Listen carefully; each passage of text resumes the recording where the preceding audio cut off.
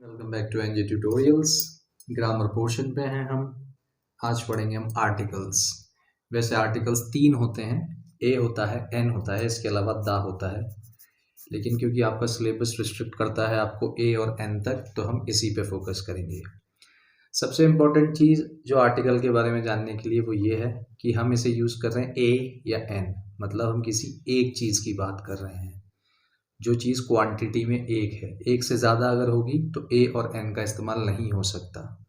ठीक है, जैसे हम आ बस बोल सकते हैं, आ कैट बोल सकते हैं, अ जग बोल सकते हैं, एन आइसक्रीम बोल सकते हैं, एन आई बोल सकते हैं, एन एग बोल सकते हैं। अगर यहाँ पे एक्स हो जाएगा, मतलब प्लूरल हो जाएगा, एक से ज़्यादा हो जाएंगे, तो हम ए या एन दोनों में से कुछ नहीं लगा सकते, क्योंकि ए का मतलब होता है एक, एन का मतलब भी होता है एक।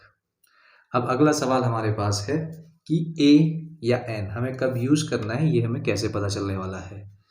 तो ए और एन हमें कब यूज़ करना है ये हमें पता चलता है उसकी स्पेलिंग से। जैसे यहाँ पे बस की स्पेलिंग है BUS, कैट की स्पेलिंग है CAT, जग की स्पेलिंग है JUG। आप पहला साउंड देखेंगे, यहाँ पे जे से ज बन रहा है, सी से का बन रहा है, बी से बा बन रहा है। इन्हें बोलते हैं हम कॉन्सोनेंट्स। कॉन्सोनेंट्स यानी कि व्यंजन। जैसे कि आपने छोटा आ बड़ा जब पढ़े होंगे तो दो चीज़ें होती है, एक होता है स्वर, छोटा आ बड़ा आ, छोटी ई बड़ी ई, और एक होता है व्यंजन, का ख ग घ च छ ज झ।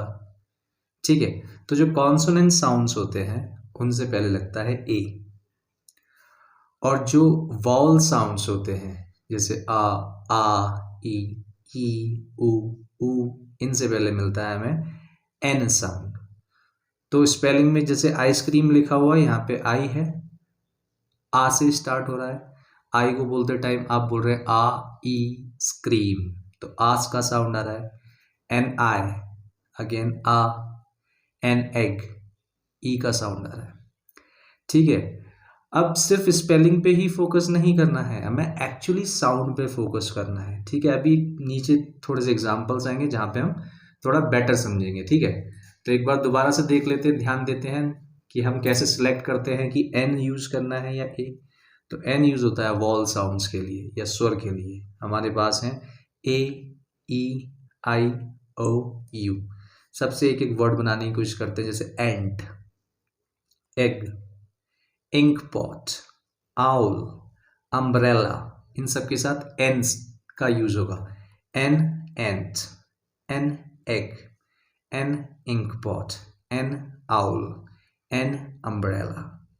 अब जहाँ पे कॉन्सोनेंट साउंड्स आ जाएंगे, मतलब हमें पता है कि 26 अल्फ़ाबेट्स होते हैं इंग्लिश में। इन 5 को अगर छोड़ देंगे तो हमारे पास 21 और बचते हैं। उसके अलावा ब्लेंड्स होते हैं। ठीक है, तो बी ब सी का डी डा एफ फा जी गा एच हा के का एल ला, एम से आएगा मा, एन से आएगा ना।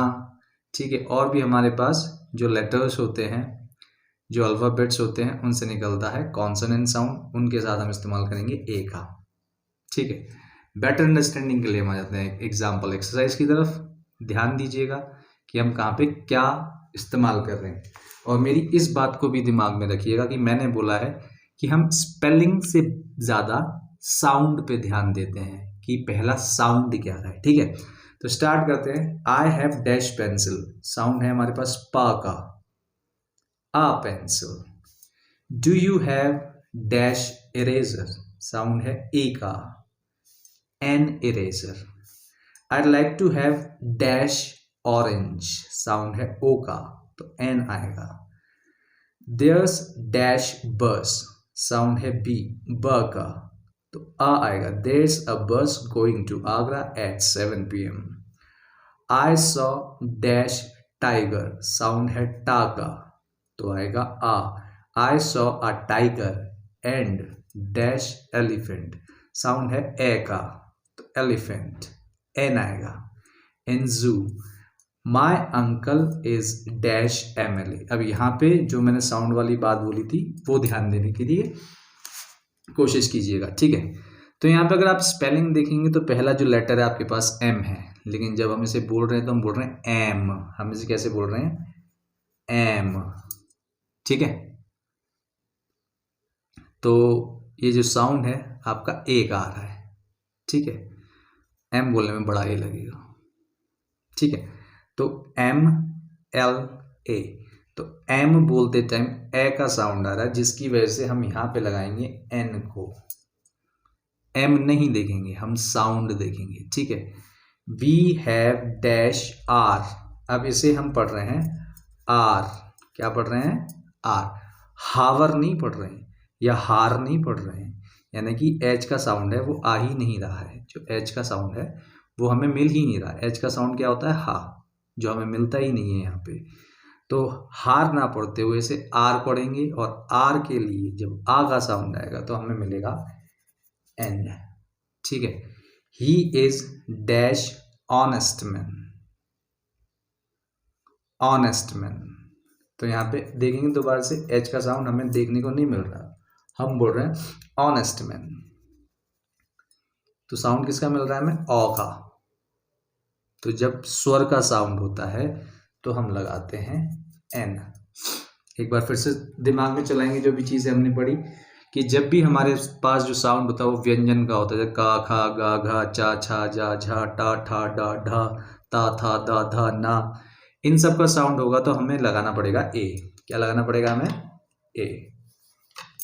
इनके अलावा जो स्वर के साउंड है, अ, आ, ई, उ, ए, ओ, ओ, इन पे लगाना पड़ेगा हमें एन। और एक और इम्पॉर्टेंट चीज़ कि क्वांटिटी में चीज़ एक ही होनी चाहिए। फॉर एग्जाम्पल अगर एग्स लिखा होगा तो हम इन दो इसे नहीं लगा सकते। ठीक है, वो हमें एग मिलना चाहिए, तो हम लगाएंगे एन एग, मतलब एक अंडा। आ बस, एक बस। आई होप ये चीज़ समझ में आई होगी। मिलते हैं नेक्स्ट सेशन में नए टॉपिक्स के साथ। Thank you.